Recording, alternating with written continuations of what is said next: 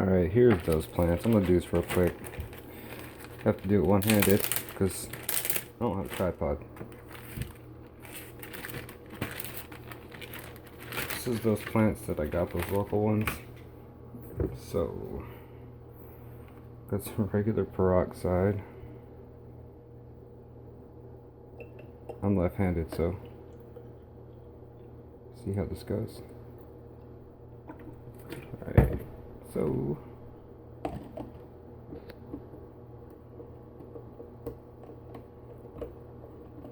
this is just a little cheap spray bottle from Walmart.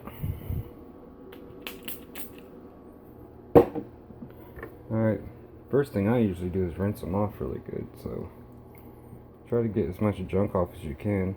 You can rinse them in running water, is really better, but because there's a lot of junk and a lot of stuff on these. Collected these locally. If you order plants or buy plants from reputable sources or local fish stores, you don't really have to do so much of this stuff. You just have to try to kind of clean them up a little bit. Make sure, you know, you get, you know, algae and stuff or whatever. And you're going to want to clip off. Like if you got a melting leaf like this, you can pull that off the base like that. But if this leaf's going to melt down, that can go. Try to be careful, don't rip up the roots, but this is how you do Sagittarias and Vallisnerias.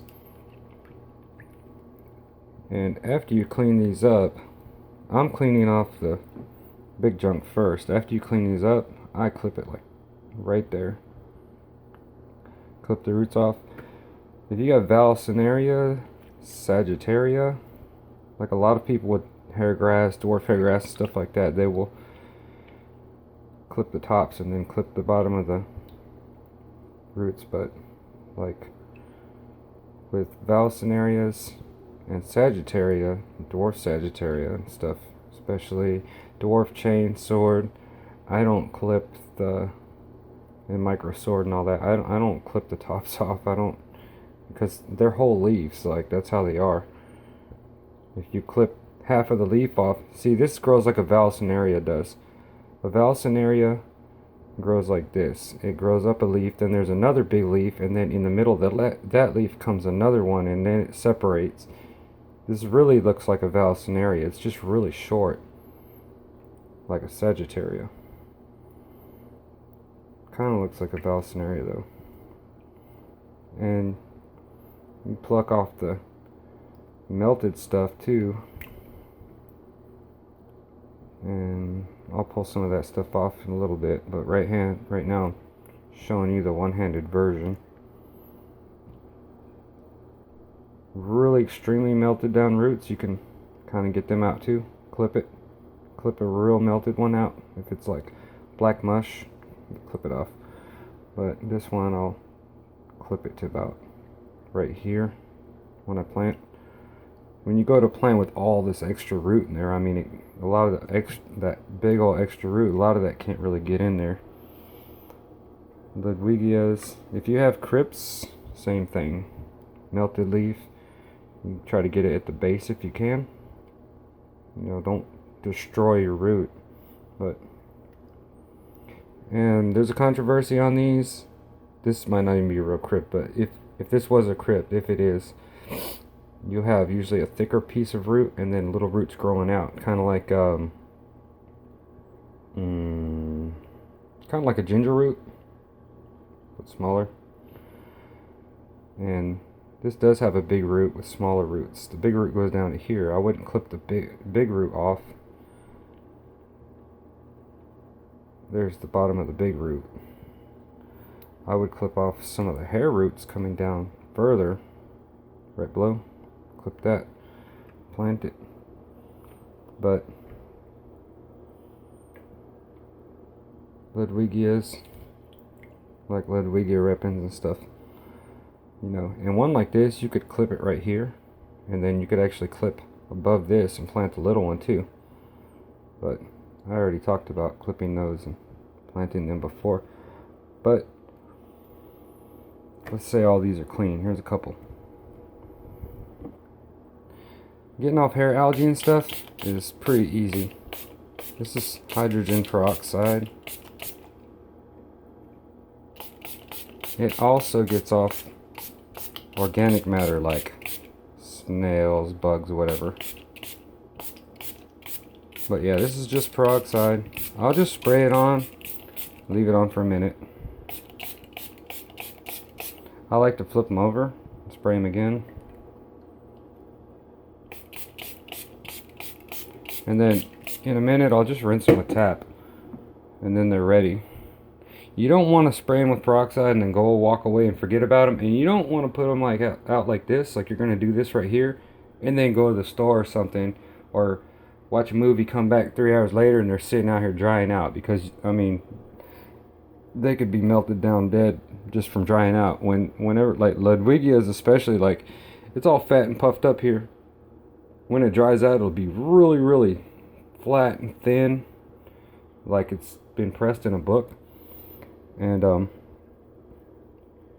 know, it might be like dead. Like, see this one here, this is real orange.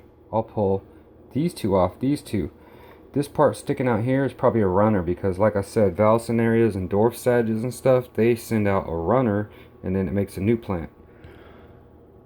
This looks like a runner. But yeah, I'll probably clip this off right here, because I mean, there's nothing on the end of this and it's not green, so it doesn't look like it's creating a new plant. It probably already did and it broke off.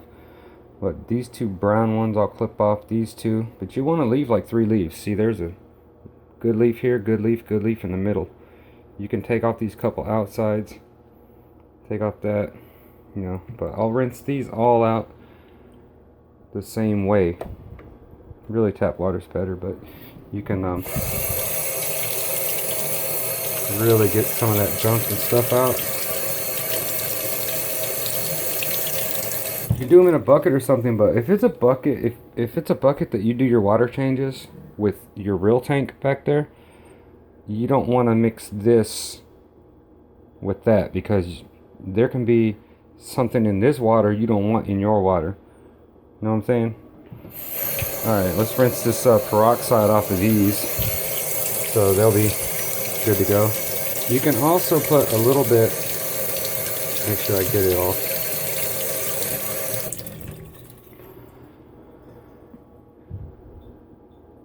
See, this is just a little plate that I keep aside. It's not a plate that we use, and these are just shop towels. Ignore the dishes. These are just shop towels that I got when I was changing my oil one time. And this stuff's designated as my fish tank stuff. It doesn't mix with anything in the house. So these would be clean. But see, if I just handle these, then pick these up again, those might not be clean. Like cross-contamination. I mean, because you don't... The tank I'm putting in doesn't have fish in it yet, but sometimes I'll use tweezers on that tank and forget and put them back and use them in the other tank again. So after I wash all these, I will peroxide them. And also, some people will have a bowl bigger than this because these are big. But you can put them in the bowl with some water, like about this much. Some people will put a couple drops of bleach. But I mean, I don't like doing that because you can fry a plant easy. Peroxide is not so bad, because peroxide goes into the water and it'll bubble on the plant and stuff, and then it'll like gas off in the water and become hydrogen. Well, it will become H2O2. It's 2 oxygen atoms. When it gases off in the water, it becomes like H2O. So it basically, you know, just respray these here. This is also... Now, if there was some green hair algae on here, since I sprayed it with peroxide, what's going to happen is the green hair algae that got sprayed will turn into, it'll turn like a pink or bright fluorescent orange. Peroxide is also good for algae. The lights just came on here. This is my low light that stays on for, I don't know, 12 or something, 12 or 13 hours. The second light is the bright one. It will flip on and it stays on for so many hours, shorter duration. But say you have valsenaria and the tops, people are like, oh, the tops, they have hair algae. Well, I got a little bit of hairs on mine, but I mean, I don't really care about that, but just for demonstration, you can spray peroxide on the tops of them. But ensure a little bit of that goes into the water. But I mean, a tiny bit is fine. But you don't want to just spray up your fish. See, I could have just contaminated the tank. I just stuck my pinky in there after I've been handling those wild plants. But if I spray peroxide right on top of this fish, yeah, it can get up in his lungs and start, you know, oxidizing. But I have good flow in here, so if I spray back here on those, then it should be fine. But since I did spray that and these valves are sticking on top of the water, I will press down on them. This is my clean hand. Press down on them. Make sure they get water so that that peroxide, if it's sitting on top of them, can flow elsewhere. I know it's hard to see. I have a light in the way, but these valves are really long. These valves, all of these valves go way across the tank and wrap all the way back around, but I have this power head here, and then when I lower the water level to do a water change, they swirl all around and they come back over here. So I just leave them. Like, see, this one here just keeps getting longer and longer. I made a video like yesterday and it was probably that long. That one is a ruby red. H2O plant sells them, the ruby red. It gets really fat. And then back there, that's thinner one. That's probably an Italian valve. Italian valves are skinnier. Then there's regular jungle valve in here that's like green. But oh, sorry for my nose. It's cold weather out here lately. But like I said, dwarf Sagittarius,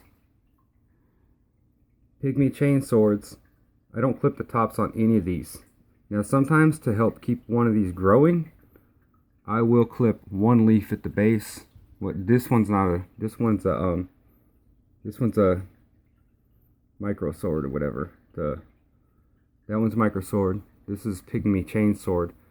Micro sword is supposedly in the like Amazon sword family, but this is chain. They call it chain sword. This is a pygmy chain sword, which is formerly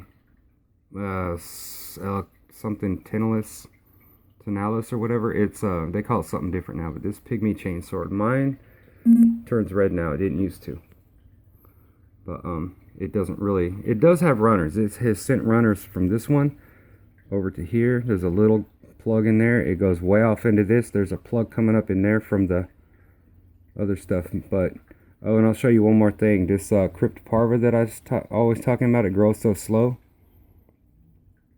See those three leaves? It all blends in together. But see those three leaves? That Cryptocoryne? I got a Cryptocoryne from my local fish store. I got a badass local fish store right here. This is a Cryptocoryne.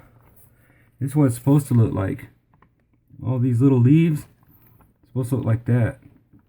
But that one's just growing kind of funny, so I don't know. But you've already seen these because I made video on them already. I already planted some of these. And I already planted these Ludwigias in 2 tanks. And these, they're just really fat. I mean, it's not even going to go with the scape really, but I'll put them in both tanks. I want to plant this and see what it does. It actually, I don't know. I guess it's probably a Sagittaria. It's either a Valsinaria type or a Sagittaria type. It's hard to tell on these. But anyways, that's how I clean up my plants. And driftwood, you get driftwood. Piece of driftwood. It's good too. See how it's tea colored? I just set in there like 30 minutes ago. You just boil and boil and boil, dump the water out and boil it. After a few times boiling it, it'll start being clear. It's still gonna